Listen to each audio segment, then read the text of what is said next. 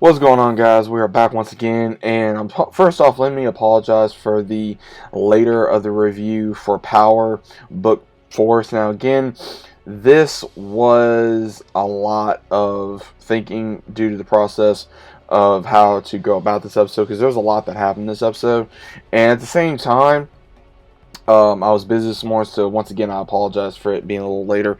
But overall, this episode was intense because a lot happened. And I'm going to go by character in this because not only was there four burials in this episode, because we got to see the first one where CBI, of course, is burying their dead, and you see where Diamond's brother is blaming Tommy, and then you see where Vic is saying goodbye to his childhood friend, and at the same time, we see where Vic is blaming him, or not Vic, but we see Walter blaming Vic for what's going on. And when that happens, we see even where Claudia, she's noticing that her father is, of course, sick, and she's like, well, what's going on? She even asks her brother about it, and he kind of shrugs it off. He says, look, he's the same thing every year. It's probably bronchitis or something. He says, let it go. So obviously, there is something going on, because even when he does leave to go back to his house, he even unfortunately gets trying to take care of something, because we see later on in the episode where the feds start storming his house or his building, and when this happens, he's trying to get in contact with Claudia, but she's also busy with Tommy, because in the beginning of the episode, she actually buries the girl that she was with / found the new product from. And when this happens, of course, she calls Tommy because he knows how to handle it, and he's teaching her how to handle the situation, because he says it's good. He says if they're not found, but at the same time, you just gotta move on from this is who we are.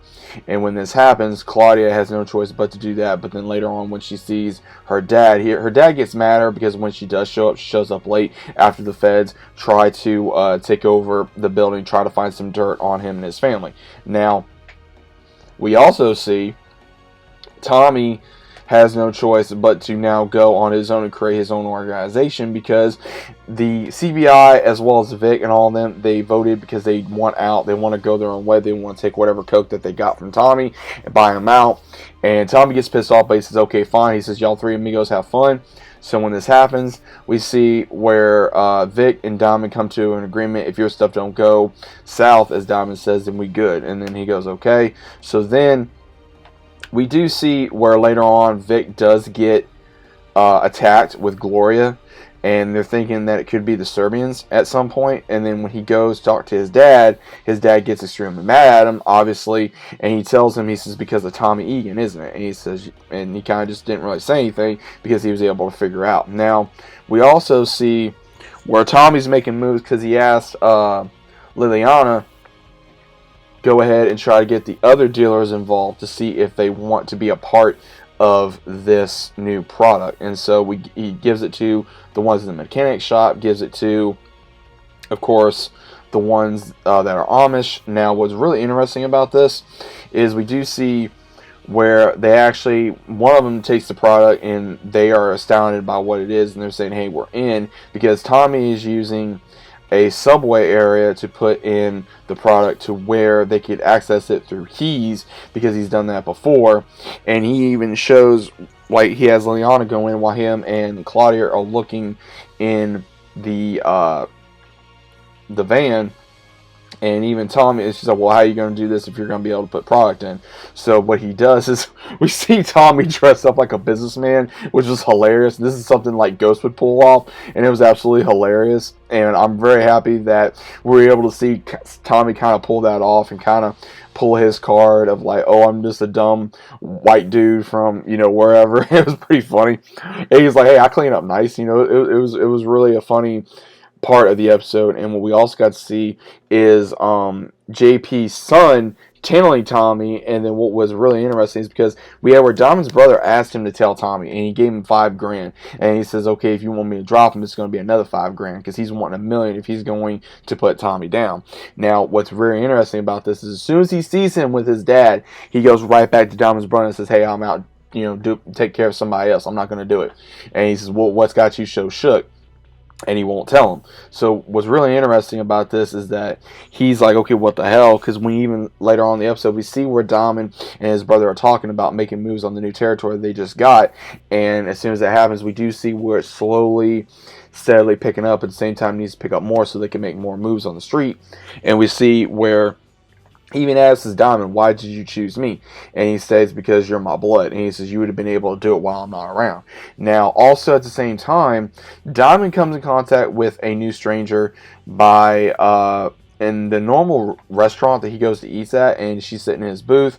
They start talking. They start having a conversation about fighters and about other things, her being a night owl. And, of course, they later hook up.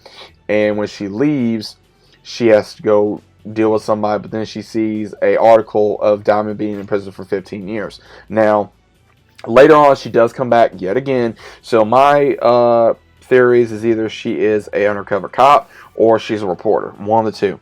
I'm wanting to more lead on to she's a cop, but she's undercover to get close to Diamond and CBI. It could be that, and then also at the same time, we also see where Tommy, as well as Claudia and Liliana, they grab the doctor or the doc for who made the pills, so that way she can make more. And when this happens, they start gathering more of a office area to make the product. But we also have a problem where Claudia, unfortunately, now the one that she was dodging throughout the episode, Reggie, who supposedly considered her like family, had no problem trying to kill her in this episode, but she has no choice but to kill him in the same fashion, because she stabbed him in the eye and then she shot him in the face after she was able to do that, because he was going to strangle her. So she had no choice but to kill him. And then, of course, she calls Tommy, and she's starting to accept the fact, look, in this game, you're either going to be killed or be killed. So you have to take care of the body, and you have to keep moving on. And then we later see where my boy Tommy, man, Tommy Flanagan, he did a lot of shit, man. He comes out in the Serbians' restaurant, owned bar, pub, however you want to say it. He comes in there, starts shooting these guys, and he basically tells them, stay the hell away from my family. You tell your boss he comes after me and mine, I'm going to burn the whole damn town to the ground. And that was badass, man. This was, if you've never seen Tommy Flanagan play Chibs in Sons of Anarchy, this was Chibs all the way. He literally embarked Chibs in this, because this is something that character would have done, and I loved it. It really reminded me of what he did when he was on Sons of Anarchy and even on Mayans, because this is something that he would do, and I loved it. And I think that was great acting on Tommy Flanagan's part. Great actor. And we even got to see where a family friend, the one that I would assume is his bodyguard, he even gets stopped by the cops, because he gets shown like, hey, if Walter goes down, you're going to go down with him. And he says, well, no, it's not going to happen like that. He moves on, but he also sees where Walter did fall, and he's slowly figuring out that he's sick. We just don't know the correct diagnosis of what he has. Now, I'm either thinking it could be cancer, or it could be something else where he has massive trouble breathing. So it could be something very terminal, and he could be gone, unfortunately, within this end of the season. And I really, I like Walter Flynn. He's a great character. Tommy Flanagan is bringing a lot of flair to the character, and I'd love to know what this character has for a diagnosis, like what is killing him, because he's very light on his feet. He's having troubles moving. He's coughing a lot. So again, he could have something that has to do with his lungs. Just don't know exactly what. There's so many diseases out there. We don't know exactly what he is dying from. Because again, I do believe that he's dying from this. It's just going to take a matter of time.